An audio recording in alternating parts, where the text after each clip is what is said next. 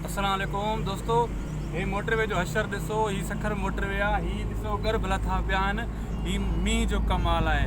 हल हो मींहं बरसाति हिकु कुदरती शइ आहे, लेकिन जेका हिन मोटरवे ते टीम आहे जेका हिन जो ख़्यालु रखंदी आहे, जेका पघारूं कान था, उहे किथे आहिनि। ही जो हशर हाणे सां हे मोटरवे जो हशर आहे, ही 2019 में मोटरवे तयारु थियो आहे। 6 साल थिया आहिनि, 2025 हली रहियो आहे।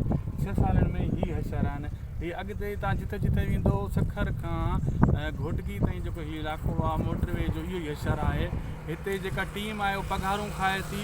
तव्हांखे हिकिड़ो बि जेको आहे न हिते माण्हू नज़र न ईंदो जेको मोटरवे ते जेका सफ़ाई वारा आहिनि मथे रोड ते, उहे बि सभु पंजाब जा रखियल आहिनि। सिंध जो हिकिड़ो सिंधी बि न आहे। जेका हिते मज़दूर रखियल आहिनि ख़्यालु करण वारा मोटरवे ते, सभु हिकु त पंजाब जा आहिनि, पर उहे आहिनि ई कोन, मतिलबु पघारूं खाइनि था। ऐं हीउ हशर ॾिसो, हीउ ॾिसो तव्हां, हीअ अगरि हिकिड़ी ॿी बरसाति आई, हीउ मोटरवे लुड़ी वेंदो। हीअ सकर तव्हां छा मीडिया ते छा चवंदा आहिनि त गेम चेंजर, सिंध के लिए ये गेम चेंजर है। हीउ गेम चेंजर आहे। असांजे सिंध खे हिन टी बैग में कहिड़ो फ़ाइदो मिलियो?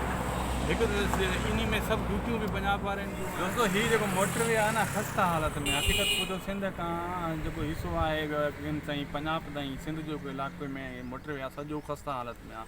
हिते हिननि में जेका ड्यूटियूं करनि था उहे पंजाब जा आहिनि, ऐं पघारूं उहे खाइनि था, कमु कोन करनि था। बाक़ी हीउ हशर जेको आहे ॾिसो था तव्हां, हीउ वीडियो शेयर कयो, उन्हनि ताईं पुॼे जेका हितां जा हुकुमरान असांजा ड्यूटियूं ॿिनि खे ॾेई सिंधियुनि जा हक़ मारींदा आहिनि। ऐं हीउ मोटरवे जी हालत हीअ तव्हां ॾिसी सघो था। हीउ गर्भ लथा पिया आहिनि बाक़ाइदा, सॼी मोटरवे जा किथे किथे चपे चपे ते।